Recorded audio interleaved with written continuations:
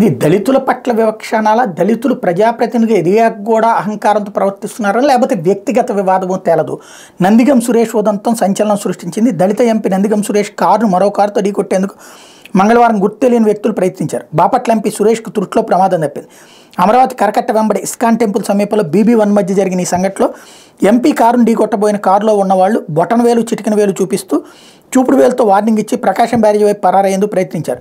MP Suresh PSO Basheer తెలిపిన వివరాల మేరకు సురేష్ కాన్వాయ్ కరకట్ట మీదకు వెళ్తున్న సమయంలో ఇస్కాన్ టెంపుల్ సమీపంలో ఉద్దేశపూర్వకంగా AP16JF 0828 గల కారుతో ఢీకొట్టేందుకు ప్రయత్నం చేశారు. ఇస్కాన్ టెంపుల్ సమీపంలో ఆపి ఉన్న కారు ఒక్కసారిగా రోడ్డు మీదకి వచ్చి ఎస్కార్ట్ వాహనాన్ని సురేష్ కారును ఢీకొట్టేందుకు ప్రయత్నించింది.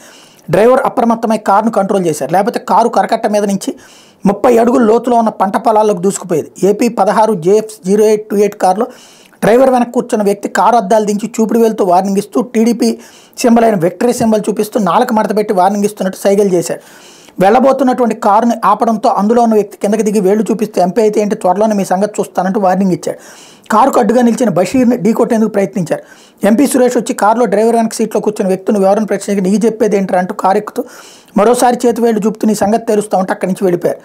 ఆ కారులో డ్రైవర్తో పాటు మరో ముగ్గురు ఉన్నారు. ఈ ఘటన మీద తుళ్లూరు పోలీస్ స్టేషన్లో ఫిర్యాదు చేశారు. పోలీసులు ఫిర్యాదు నమోదు చేసి కారు నెంబర్ ఆధారంగా వాళ్ళని పట్టుకునేందుకు ప్రయత్నం చేస్తున్నారని బషీర్ చెప్పారు. ఇంతకు అసలు ఏం జరిగిందన్నది పోలీసులు చెప్తే కానీ అర్థం కాదు ఇది.